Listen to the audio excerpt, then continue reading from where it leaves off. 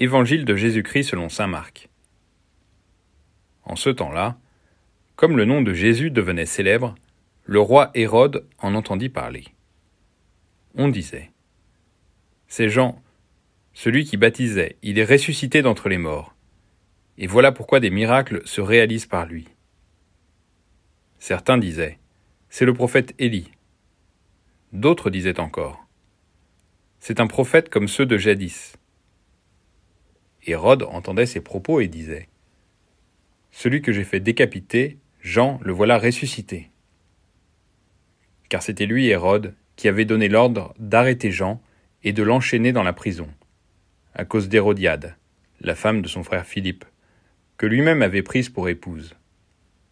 En effet, Jean lui disait : « Tu n'as pas le droit de prendre la femme de ton frère. » Hérodiade en voulait donc à Jean, et elle cherchait à le faire mourir. Mais elle n'y arrivait pas parce que Hérode avait peur de Jean. Il savait que c'était un homme juste et saint et il le protégeait. Quand il l'avait entendu, il était très embarrassé. Cependant, il l'écoutait avec plaisir. Or, une occasion favorable se présenta quand le jour de son anniversaire, Hérode fit un dîner pour ses dignitaires, pour les chefs de l'armée et pour les notables de la Galilée. La fille d'Hérodiade fit son entrée et dansa. Elle plut à Hérode et à ses convives. Le roi dit à la jeune fille : « Demande-moi ce que tu veux, et je te le donnerai. » Et il lui fit ce serment : « Tout ce que tu me demanderas, je te le donnerai, même si c'est la moitié de mon royaume. » Elle sortit alors pour dire à sa mère : « Qu'est-ce que je vais demander ?»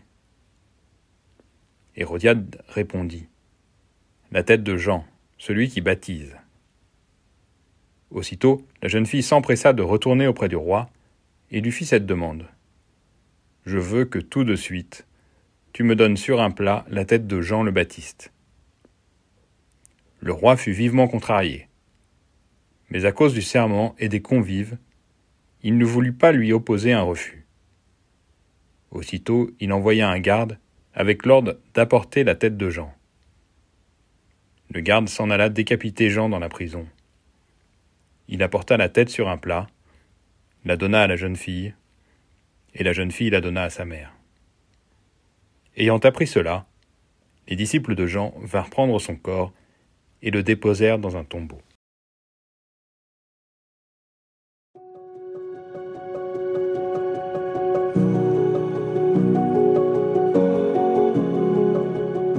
L'évangile d'aujourd'hui nous permet de saisir quelque chose du combat qui se déroule dans la conscience d'Hérode à propos de Jean-Baptiste. Hérode avait déjà fait arrêter Jean, essentiellement pour le faire taire. Il considère que Jean est juste et saint, et il a plaisir à l'écouter. Mais Hérode continue à vivre avec la femme de son frère. Hérode veut protéger Jean, mais il n'assume pas jusqu'au bout ce choix en cédant à la pression d'Hérodiade, qui utilise habilement sa fille.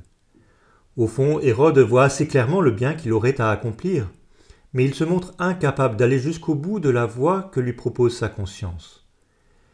L'épisode d'Hérode est particulièrement grave, dans la mesure où il y est question d'adultère et de meurtre, mais il peut être instructif pour chacun de nous.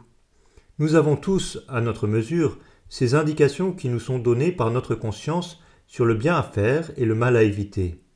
Et nous avons tous ce combat pour aller jusqu'au bout de cette voie qui nous est proposée. À la lumière de l'Esprit Saint, nous pouvons nous demander aujourd'hui quel est le bien à faire et le mal à éviter, et nous pouvons demander au Seigneur la grâce de pouvoir accomplir ce bien et éviter ce mal.